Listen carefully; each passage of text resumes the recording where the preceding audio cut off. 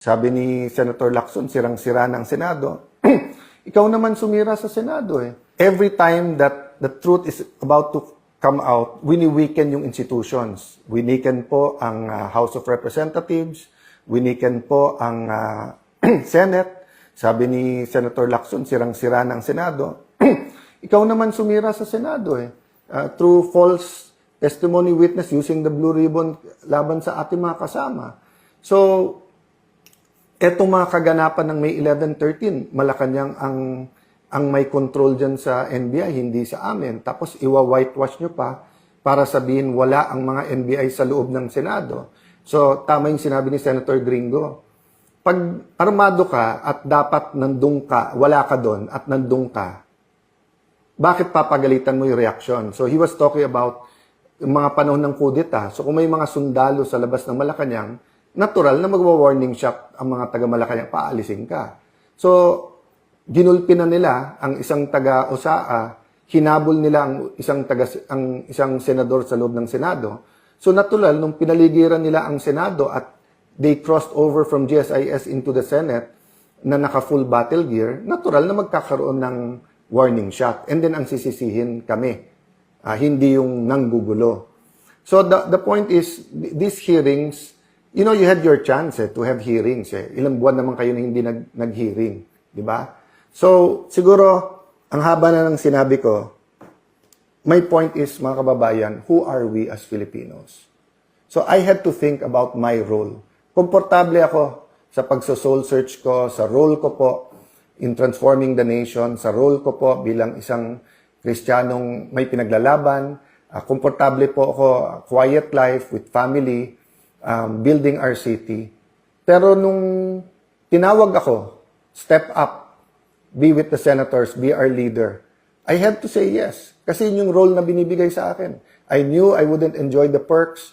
I knew na baka kasuhan muna, kulong, intimidate, offer. But kailangan ko lakasan loob ko eh. I have to put my whole faith in God. Today, day by day lang ako nabubuhay. Day by day, Lord, anong pinapagawa mo sa akin? So, dun sa mga nagpe-pray for us, pati mga nag-open letter, I don't get offended. Tama yung sinabi nyo. Ang prayer ko should be, Lord, saan mo ako gusto at anong dapat kong gawin? So, I'll stop there, but you also have to ask yourself that question. Whether you're a doctor, you're a lawyer, you're a soldier, wala kang trabaho, barangay tanod, anong role mo? Definitely to pray. Pero ano sa pagkikilos? Pagpo-post, pagproprotesta, pagpapanood kung ano nangyayari, let your voice be heard.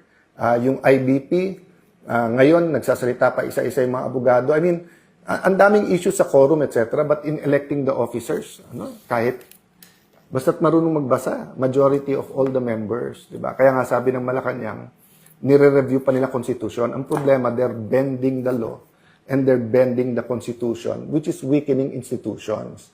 At kaya nga tayo napunta sa diktatorya during that time.